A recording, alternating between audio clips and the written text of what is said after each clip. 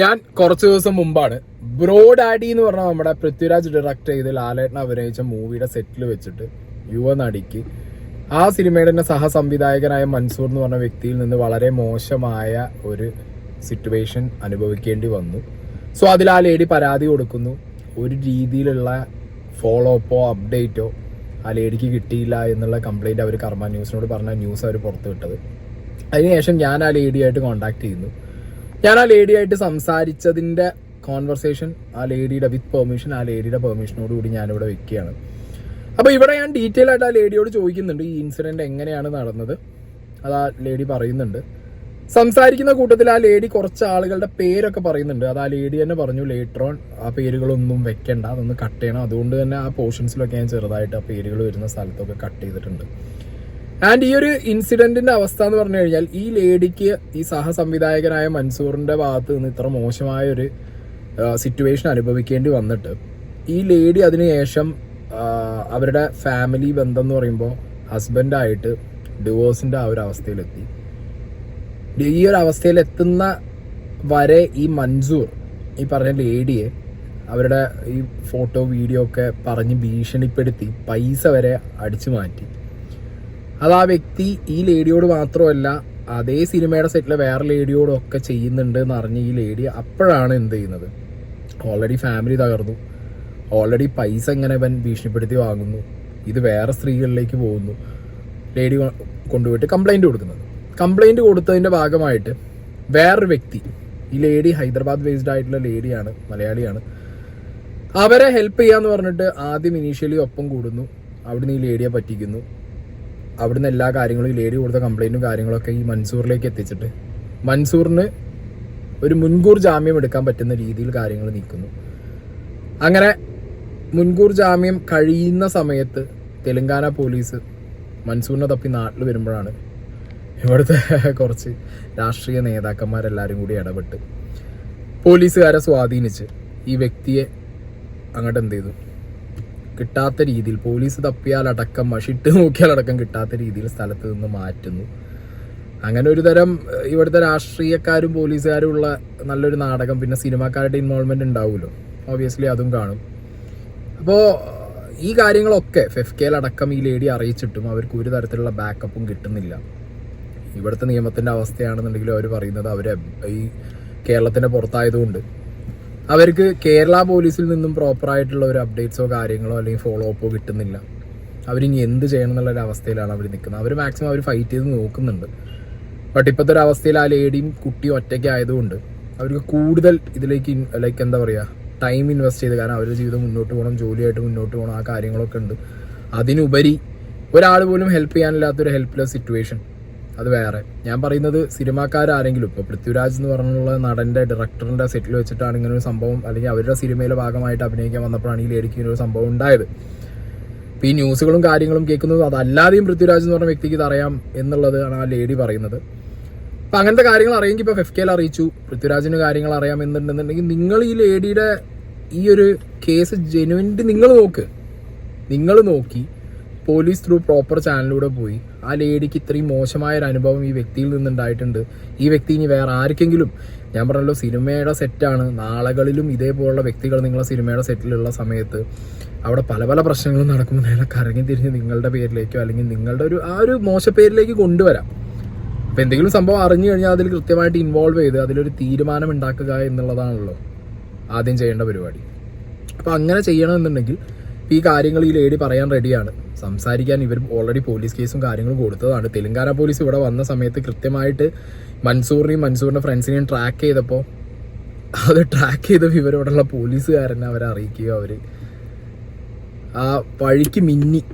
Okay, ഞാൻ അതിൻ്റെ ഫോട്ടോസൊക്കെ വയ്ക്കാം. തെലങ്കാന പോലീസ് ഈ ലേഡിക്ക് അയച്ചു കൊടുത്തത്, അതായത് ഈ പറഞ്ഞ നേതാവിൻ്റെയും ഈ പറഞ്ഞ മൻസൂറിൻ്റെയൊക്കെ ലൊക്കേഷനിൽ ചെന്നതും ഈ പറഞ്ഞ പോലീസുകാർ അവിടുന്ന് ഫോട്ടോ എടുത്ത് ഈ ലേഡിക്ക് അയച്ചു കൊടുത്തതും അവർ മുങ്ങിയ ആ ഒരു വിവരം ആ ലേഡി അറിഞ്ഞപ്പോൾ ഒന്ന് ആലോചിച്ച് നോക്കല്ലേ. അതായത് തെലങ്കാന പോലീസ് വരെ സ്ട്രോങ് ആയിട്ട് നിൽക്കുന്നുണ്ട്. ഇവിടുത്തെ നിയമവും ഇവിടുത്തെ പോലീസുമാണ്. നമ്മുടെ നാട്ടിലെ രാഷ്ട്രീയക്കാരും ഇവിടുത്തെ പോലീസുകാരും ഒക്കെയാണ്.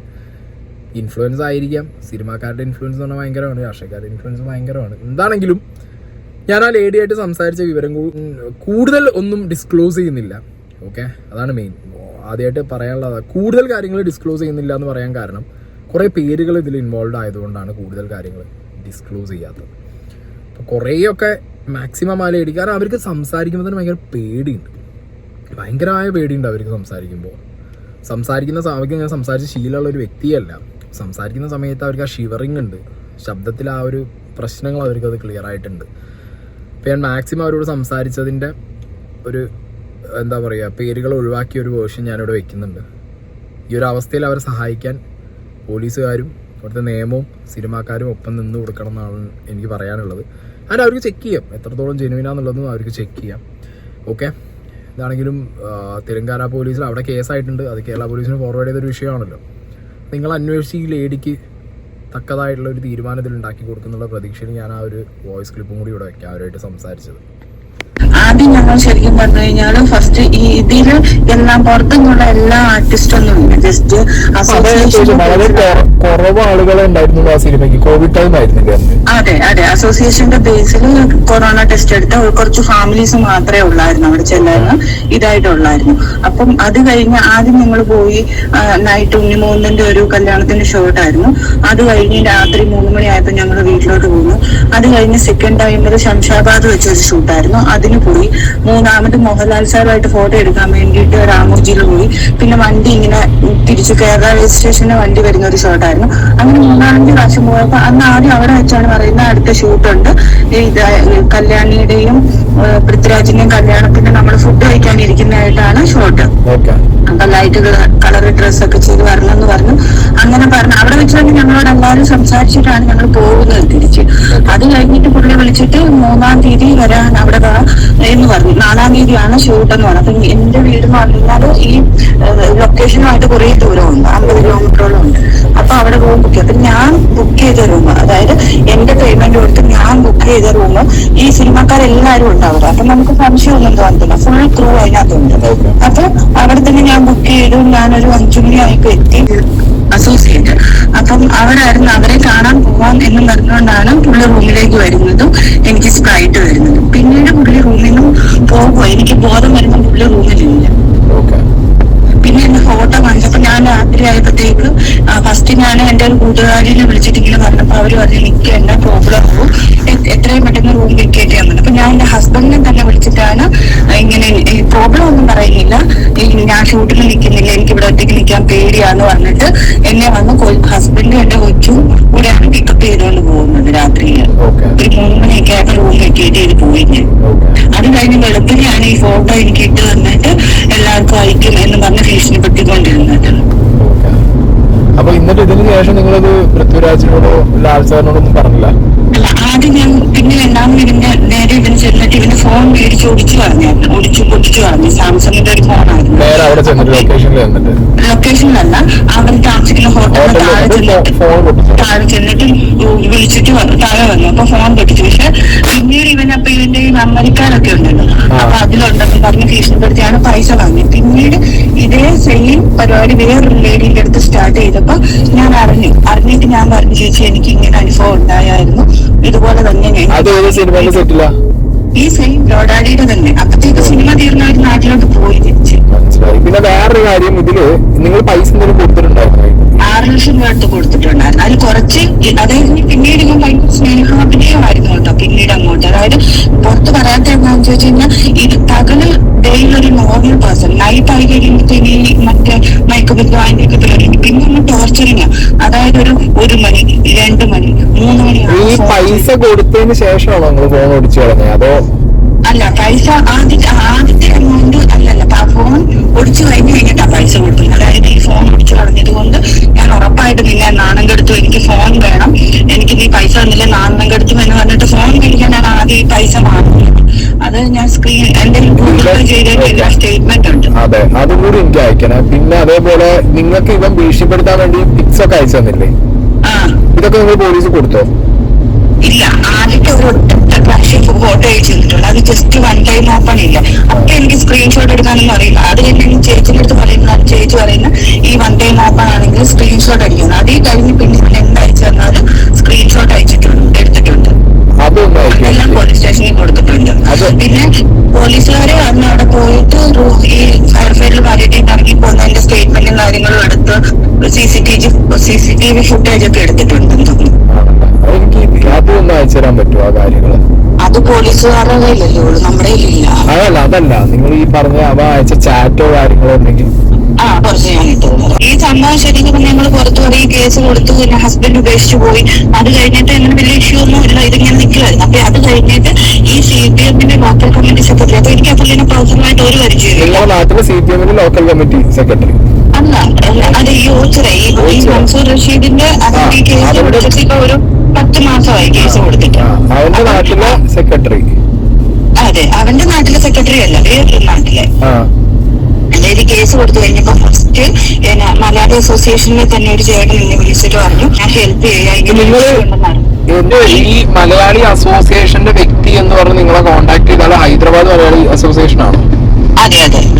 ഓക്കെ, അപ്പൊ നിങ്ങൾ അവിടെ കേസ് രജിസ്റ്റർ ചെയ്തുകൊണ്ട് അയാൾ നിങ്ങൾ അവിടെ നിന്ന് വിളിച്ചു. ശരിക്കും അവിടെ സ്റ്റേ ഹൈദരാബാദ് തന്നെ. നിങ്ങൾ അവിടെ തന്നെ ഉള്ള ആളാണ്. ഓക്കെ. അപ്പൊ ഹൈദരാബാദ് മലയാള അസോസിയേഷനിൽ അയാൾ നിങ്ങളെ വിളിക്കുന്നു, FIR കോപ്പി വാങ്ങണം, അത് മൻസൂറിന് കൊടുക്കണം. മൻസൂർ ആന്റിസിപ്പേറ്ററി ബെയിലിന് കൊടുക്കും. അപ്പൊ ആ ചേർന്നാണ് ഈ പുള്ളിക്ക് കൊടുക്കുന്നത്. ഇവൻ ആന്റിസിപ്പേറ്ററി ബെയിൽ അപ്ലൈ ചെയ്തു. അത് കഴിഞ്ഞ് പിന്നെ ഞാൻ നാട്ടിൽ വന്നിട്ട് കേരള ഹൈക്കോടതിയിൽ ഞാൻ വേറൊരു നേരത്തെ കണ്ടിട്ട് ഇനിയാണ് അവിടെ ബെയിൽ കിട്ടാതിരിക്കാൻ വേണ്ടിയിട്ട് എല്ലാം ചെയ്ത് കഴിഞ്ഞപ്പോഴത്തേക്ക് മാർച്ച് 3 അവിടെ ബെയിൽ തീർന്നു. അതിനിടയ്ക്ക് ഹൈദരാബാദ് പോലീസുകാർ നാട്ടിൽ വന്നായിരുന്നു അറസ്റ്റ് ചെയ്യാൻ വേണ്ടിയിട്ട്. അപ്പൊ ഞാൻ പറഞ്ഞു ഈ ചേട്ടന്റെ സപ്പോർട്ടും വേറെ കുറച്ച് പേരുടെ സപ്പോർട്ട് ഉണ്ടായിരുന്നു. ഇവിടുത്തെ പോലീസുകാരും വലിയ രീതിയിൽ ഇത് എടുക്കുന്നു. ഇവിടുന്ന് പോലീസുകാരെല്ലാം ചേഞ്ച് ആയി. പുതിയ ഗവൺമെന്റ് വന്നപ്പോ പോലീസുകാർ ടോട്ടലി ചേഞ്ച് ആയപ്പോ ഞാൻ ചെന്ന് എന്റെ കുട്ടികൾക്ക് ചെന്ന് സാറിനോട് സാറേ എനിക്ക് ഇങ്ങനെയൊക്കെ പ്രോബ്ലം ഉണ്ട്, എനിക്ക് ഒരു രീതിയിൽ നിൽക്കാൻ പറ്റുന്നില്ല, ഈ ഇഷ്യൂ എല്ലാം കൂടെ കാണിച്ചിട്ട് ഞാൻ കമ്മീഷണർക്ക് പരാതി കൊടുത്തു. DCPക്ക് ഫസ്റ്റ് DCPക്ക് പരാതി കൊടുത്തു. DCPക്ക് പരാതി കൊടുത്തപ്പോ DCP ഇത് അന്വേഷിച്ചേ പറ്റൂ എന്ന് പറഞ്ഞ് ഒരു ഇത് വന്നു കഴിഞ്ഞപ്പോഴത്തേക്ക് അപ്പൊ ഞങ്ങൾക്ക് അറിയില്ല. അത് കഴിഞ്ഞിട്ട് എന്റെ നാട്ടില് എന്താ പറയും പിന്നെ വേറെ ആൾക്കാരെയൊക്കെ പോയി കണ്ടിട്ട് ഞാൻ ഹണി ട്രാപ്പ് ചെയ്യാൻ വേണ്ടിയിട്ട് പൈസ മുടക്കുവാണ്, എന്റെ ഹസ്ബൻഡ് മരിച്ചുപോയി എന്ന് ഞാൻ പറഞ്ഞത്. അങ്ങനെ കുറെ ഒരു പെണ്ണിനെ കുറിച്ച് എന്തൊക്കെ മോശമായി പറയാം ആ രീതിയിലെല്ലാം എന്റെ നാട്ടിൽ മെമ്പറിനെ, പിന്നെ കോർട്ടിൽ ജോലി ചെയ്യുന്ന വേറൊരു പെണ്ണിനെ, പിന്നെ ഞാൻ ഡിവോഴ്സിന് കൊടുത്തിരുന്ന വക്കീലിനെയും പറഞ്ഞു വരിപ്പിച്ചു. ഡിവോഴ്സിക്ക് പോകാൻ കാരണം ഈ ഇഷ്യൂ കാരണമാണ്. അപ്പം അത് കഴിഞ്ഞപ്പോഴത്തേക്ക് ഞാൻ ഇതിങ്ങനെ അറിഞ്ഞാൽ പിന്നെയും കമ്മീഷണർക്ക് പരാതി കൊടുത്തു. സാർ ഇങ്ങനെ എന്റെ നാട്ടിലൊക്കെ പോയി വളരെ മോശമായ രീതിയിൽ പ്രതി ഒളിവിലിരുന്നുകൊണ്ട് പറയുവാണെന്നും പറഞ്ഞ് ഞാൻ കമ്മീഷണർക്ക് പരാതി കൊടുത്തു കഴിഞ്ഞപ്പോഴത്തേക്ക് കമ്മീഷണറാണ് ഈ വെള്ളിയാഴ്ച പോലീസിനെ അങ്ങോട്ട്. അപ്പൊ ഞങ്ങൾക്ക് ശരിക്കും പറഞ്ഞാൽ ഈ കുഞ്ഞിച്ചന്തു ആരാണോ അല്ലെങ്കിൽ CPMന്റെ ആളാണെന്നോ ഒന്നും അറിയില്ല. ജസ്റ്റ് പാർട്ടിക്കാരാണെന്ന് മാത്രമേ പറയുന്നുള്ളൂ. ഞങ്ങളുടെ പൈസ എന്നിട്ട് ഈ വക്കീല് തിരിച്ചിടുക. അത് തിരിച്ചിടുന്ന വെച്ചാൽ വെള്ളിയാഴ്ച ഇവിടുന്ന് പോലീസ് ഫസ്റ്റ് ഈ കടക്കിലൊക്കെയാണ് സെർച്ചിങ് നടത്തിക്കൊണ്ടിരിക്കുന്നത്. അപ്പോഴാണ് ഇമെയിൽ ID കൊടുത്തപ്പോഴത്തേക്ക് ഇമെയിൽ ID വഴി IMEI നമ്പർ നോക്കൂലേ, അങ്ങനെ നോക്കി കഴിഞ്ഞപ്പോഴത്തേക്ക് ഈ 2 നമ്പർ ഒരേ ലൊക്കേഷനിൽ വരുന്നു. അപ്പൊ എന്നെ സാറ് ചോദിച്ചു ഈ ലൊക്കേഷനോ കാര്യങ്ങളോ അറിയാം. അപ്പൊ ഞാൻ ഇല്ല സാറേ എനിക്ക് അറിയില്ല. പക്ഷെ ഇവന്റെ തന്നെ ഒരു കൂട്ടുകാരൻ ഋഷി എന്ന് പറയുന്ന ഒരു പുള്ളിയുണ്ട്. ആ പുള്ളിയുടെ പേരിലാണ് ഈ രണ്ടാമത്, അതായത് ആദ്യം പോലീസ് വന്നു കഴിഞ്ഞിട്ട് സ്വിച്ച് ഓഫ് ചെയ്തിട്ട് പുതിയ സിം യൂസ് ചെയ്തുകൊണ്ടിരുന്നത് ഈ ഋഷിന്റെ പേരിലുള്ള സിം ആയിരുന്നു. അപ്പൊ ഞാൻ പറഞ്ഞു ഈ ഋഷിന്റെ നമ്പർ എനിക്കറിയാം, മറ്റേ നമ്പർ അറിയില്ലെന്നുണ്ട്. അപ്പൊ അങ്ങനെ ട്രേസ് ചെയ്ത് തിരുവനന്തപുരത്ത് നിന്നും ഇവര് ആലപ്പുഴ എത്താറായപ്പോഴത്തേക്ക് സാർ എന്നെ വിളിച്ചു, ആണല്ലേ ആലപ്പുഴ, അവിടെ ഉണ്ട് ഇവരെന്ന് പറഞ്ഞു. അപ്പൊ എന്റെ അഡ്വക്കേറ്റ് ഞായറാഴ്ച എന്നെ വിളിച്ചു. എന്നെ കാണാൻ വേണ്ടി 8 പേരോളം വന്നു. ഈ ഋഷി, മൻസൂർ റഷീദിന്റെ അച്ഛൻ, പിന്നെ കുറെ ഈ CPM കുഞ്ഞിച്ചന്തു, പിന്നെ ഗോപു, പിന്നെ തൻസീർ, പിന്നെ പേരറിയാത്ത 3 പേര് വന്നു. ഈ കേസ് ഏറ്റെടുക്കരുത്, ഡിവോഴ്സ് കേസ് ഏറ്റെടുക്കരുത് എന്ന് പറഞ്ഞു. എനിക്ക് അതുകൊണ്ട് പേടിയാണെന്ന് പറഞ്ഞു. പിന്നെ തന്നെ ഈ പുള്ളി എന്റെ പൈസ തിരിച്ചിട്ടു. അഡ്വക്കേറ്റ്, അതൊരു ജൂനിയർ അഡ്വക്കേറ്റ് ആയിരുന്നു. അപ്പോഴാണ് ഞങ്ങൾ അറിയുന്നത് ഇത് കുഞ്ഞിച്ചന്തു എന്ന വ്യക്തിയാണെന്നുള്ളത്. അപ്പൊ ഞാൻ സാറിന്റെ അടുത്ത് പറഞ്ഞു, സാറെ ഇതൊരു ഇങ്ങനെ ലോക്കൽ കമ്മിറ്റി സെക്രട്ടറി ആണെന്നാ പറഞ്ഞിരിക്കുന്നത്, അവരിപ്പം പോയിട്ടുണ്ട്, അവരെ ട്രേസ് ചെയ്താൽ മതി എന്ന് പറഞ്ഞിട്ട് പോലീസുകാർ പോയി ആലപ്പുഴയിൽ ആദ്യം അവിടെ ചെന്ന് പറഞ്ഞു ഇങ്ങനെ അവരിങ്ങനെ വന്നിട്ടുണ്ട് കേസിന് വേണ്ടിയിട്ടാണെന്ന്. അപ്പം പിന്നെ ഇവര് മൂവ് ചെയ്തോണ്ടിരിക്കുക ഓച്ചിറയിലോട്ട് മൂവ് ചെയ്തപ്പോ അവര് പറഞ്ഞു ഞങ്ങൾ ഇവിടെ നിൽക്കുന്നില്ല, ഓച്ചിറയിലേക്ക് പോവാന്ന് പറഞ്ഞ് പോലീസുകാർ രാത്രി തന്നെ ഓച്ചിറയിലോട്ട് പോയി. ഓച്ചിറയിൽ ചെന്ന് ഒരു 3 മണിയായപ്പോഴത്തേക്ക് ഓച്ചിറ പോലീസ് സ്റ്റേഷനിൽ റിപ്പോർട്ട് ചെയ്തപ്പോഴത്തേക്ക് അതുവരെ ഈ ഫോൺ ഓണും ആയിരുന്നു. ഇവരെല്ലാം പുറകെ ഉണ്ടായിരുന്നു. അതായത് തിരുവനന്തപുരം തൊട്ട് ആലപ്പുഴ, അവിടെ നിന്ന് തെലങ്കാന പോലീസ് ചേർത്തലയിൽ നിന്ന് തിരിച്ചു വരും. അപ്പൊ ഈ തെലങ്കാന പോലീസിനുള്ള റൂട്ട് അറിയില്ലല്ലോ നമ്മുടെ നാട്ടിൽ. അപ്പൊ ഇവര് റിപ്പോർട്ട് ചെയ്യാത്ത എന്താന്ന് വെച്ച് കഴിഞ്ഞാൽ കേരള പോലീസ് ചടിക്കുന്ന ഒരു ഉറപ്പുണ്ടായിരുന്നു അവർക്ക് ആദ്യമേ. പോയി റിപ്പോർട്ട് ചെയ്തിട്ട് അവിടുന്ന് പിന്നെ ഓച്ചിറ ചെന്ന് കറക്റ്റ് ഓച്ചിറ ചെന്ന് റിപ്പോർട്ട് ചെയ്തത് ഒരു 5 മിനിറ്റ്, എന്റെ വീട് പറഞ്ഞ 5 മിനിറ്റിൽ അവർ രണ്ടിന്റെ ഫോൺ ഒരുപോലെ സ്വിച്ച് ഓഫ് ചെയ്തിട്ട് അവര് മുങ്ങിക്കളഞ്ഞു. ചന്തു CPM സെക്രട്ടറി ചന്തുന്റെ വീട്ടിലായിരുന്നു ഈ മൻസൂർ റഷീദ് ഒളിവിൽ താമസിച്ചുകൊണ്ടിരുന്നത്. പിന്നെ ഇതുപോലെ എനിക്ക് അറിയേണ്ടത് പൃഥ്വിരാജ് അറിഞ്ഞിട്ടുണ്ടായിരുന്നു. പൃഥ്വിരാജിന് ഞാൻ ഈ സംഭവം ഉണ്ടായി കഴിഞ്ഞിട്ട് ഇവൻ L2 ഇല്ലേ, L2ന്റെ ലൊക്കേഷനിലോട്ട് പോയായിരുന്നു, ഷൂട്ടിന് പോയായിരുന്നു. അപ്പൊ ഞാൻ ഈ മൻസൂർ, അപ്പൊ ഞാൻ ഓൾറെഡി ഞാൻ പൃഥ്വിരാജിന്റെ പേഴ്സണൽ സെക്രട്ടറി ആരോ ഒരാൾ വഴി ഞാൻ ഇത് അവരെ അറിയിച്ചു, ഫെബ്കയിലും അറിയിച്ചു, അതുപോലെ തന്നെ വനിതാ കമ്മീഷനിലും പരാതി കൊടുത്തു. അപ്പം ഫെബ്കയിൽ എനിക്കൊരു നോട്ടീസ് പോലെ ഒരു ഇത് അയച്ചു തന്നായിരുന്നു. അതായത് നിങ്ങൾക്ക് നിയമസഹായം എന്ത് വേണമെങ്കിലും ഞങ്ങൾ കൂടെ നിൽക്കും എന്നല്ലാതെ പിന്നീട് അവരാരും എന്നെ കോൺടാക്ട് ചെയ്തിട്ടില്ല. ഉണ്ട് എന്തെങ്കിലും. പിന്നെ പൃഥ്വിരാജ് ഈ സംഭവം അറിഞ്ഞു കഴിഞ്ഞപ്പോഴത്തേക്ക് L2ന്റെ ലൊക്കേഷനിൽ നിന്ന്, അതായത് ആദ്യം L2ന്റെ ലൊക്കേഷൻ കാശ്മീരായിരുന്നു, കാശ്മീർ വെച്ച് ഇവനെ പറഞ്ഞു വിട്ടു. എന്നിട്ട് എന്നോട് പറഞ്ഞു എങ്ങനെയെങ്കിലും ഇത് ഒത്തുതീർപ്പാക്കാൻ പറ്റുമെങ്കിൽ ഒത്തുതീർപ്പാക്ക്, കേസ് വഴി നടക്കണ്ട, ഒത്തുതീർപ്പാക്ക്. പൃഥ്വിരാജല്ല പറഞ്ഞത്, ചീഫ് അസോസിയേറ്റാ പറഞ്ഞത്. ഈ പൃഥ്വിരാജിനോട് ഇത് ബ്രോഡാഡിന്റെ അവിടുന്ന് പറഞ്ഞിട്ടുണ്ടായിരുന്നില്ല നിങ്ങളത്? ഇല്ല, അപ്പൊ പറഞ്ഞിട്ടില്ല. ഈ കേസ് കൊടുത്തു കഴിഞ്ഞിട്ടാണ് പറഞ്ഞത്. കേസ് കൊടുത്ത് കഴിഞ്ഞ ശേഷം L2ന്റെ ലൊക്കേഷനാണ് ഇയാളെ പിരിച്ചുവിടുന്നത്. L2 അത് കഴിഞ്ഞിട്ടും പൃഥ്വിരാജിന്റേതായ ഫിലിമിലൊക്കെ ആരും വർക്ക് ചെയ്തോണ്ടിരുന്ന. പിന്നെ പുള്ളി ചെയ്തെന്ന് വെച്ചാൽ മോമോ ദുബായി, പിന്നെ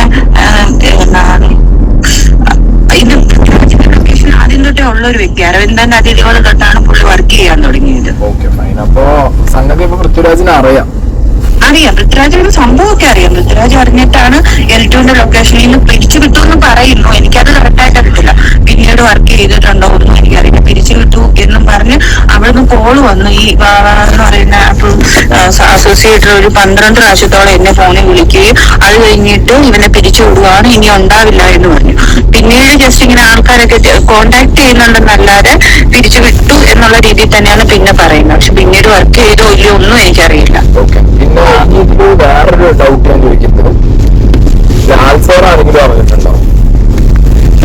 ലാൽ സാറിന് ഈ സംഭവം നടന്ന സമയത്ത് സത്യം പറഞ്ഞാൽ ഞാൻ ഇതുപോലെ ഫേസ്ബുക്കിലൊക്കെ മറ്റേ വേറൊരു മുരളി എന്ന് പറയുന്ന ഒരു ഹെയർ ഇല്ലാത്തൊരു ആർട്ടിസ്റ്റ് ഉണ്ടല്ലോ, അതും പൃഥ്വിരാജുമാണ് ഈ L2 ചെയ്യുന്നത്. അവരോട് സംസാരിച്ചിട്ടുണ്ടായിരുന്നു. പിന്നെ ഈ ലാൽ സാറിന് നേരിട്ടല്ല, മെയിൽ അയച്ചു, മെസ്സേജ് അയച്ചിരുന്നു, സാർ ഇങ്ങനെ എനിക്കൊരു പ്രോബ്ലം ഉണ്ടായെന്ന് പറഞ്ഞു. പക്ഷെ പുള്ളി കണ്ടിട്ടില്ല. അയച്ചുതരാം. ഇവർക്ക് ഇത് സിനിമയിലുള്ളവർക്കൊക്കെ അറിയാം. പിന്നെന്ന് പറഞ്ഞു കഴിഞ്ഞാൽ ഞാൻ ചെന്ന് ആരോട് പറയുമ്പോൾ അവര് പറയുന്നത് എന്താന്ന് വെച്ച് കഴിഞ്ഞാൽ ഇതൊക്കെ സ്വാഭാവികമാണ്, നിങ്ങൾ മിണ്ടാതിരിക്കുന്നത്. പക്ഷെ എനിക്ക് എന്റെ ലൈഫ് പോയി, എന്റെ കുഞ്ഞിന് ഞാനിപ്പോ ജീവിക്കാൻ പോലും പറ്റത്തില്ല. എനിക്കെന്ന് പറയുമ്പോ എന്റെ വീട്ടുകാർ കോണ്ടാക്ട് ഇല്ലാതായി, എനിക്കിപ്പോ ആരും ഇല്ലാതായി. ഞാനും കൊച്ചും അന്യനാട്ടിൽ ഇപ്പൊ ഏത് സമയവും പേടിച്ചാ നിൽക്കുന്നത്. കാരണം എന്താ സംഭവിക്കുന്നതെന്ന് അറിയത്തില്ല. നാട്ടിലാണെങ്കിൽ അഡ്വക്കേറ്റ്സ് ഒക്കെ വിളിച്ചിട്ട് ഇങ്ങനെ പറയുന്നു, കുഞ്ഞിച്ചന്തുവിനെതിരെ ഞാൻ കേസ് കൊടുത്തത്. അപ്പൊ കുഞ്ഞിച്ചന്തു പുറത്ത് വന്നിട്ട് പറയുന്നത് എന്താണെന്ന് ചോദിച്ചു കഴിഞ്ഞാൽ ഞാൻ കള്ളക്കേസ്, ഞാൻ കോൺഗ്രസ് ആണെങ്കിൽ പക്ഷെ ഞാൻ ഒരു പാർട്ടിയിലും ഇല്ല. ഈ കുഞ്ഞിച്ചന്തുവിന് അറിയില്ല ട്രേസ് ചെയ്ത് കുറെ ആളുണ്ടെന്നുള്ള കാര്യം കുഞ്ഞിച്ചന്തുവിന് അറിയില്ല. അപ്പൊ കുഞ്ഞിച്ചന്തു പറയുന്നത് പാർട്ടി ബേസിൽ പറയുന്നതാണ്, അങ്ങനെയാണ്. അതല്ല ശരിക്കും സംഭവം. ട്രേസ് ചെയ്ത് കുറെ ആളുണ്ടായിരുന്നു, അതുകൊണ്ട് മാത്രമാണ് കുഞ്ഞിച്ചന്തു പുറത്തു വന്നത്.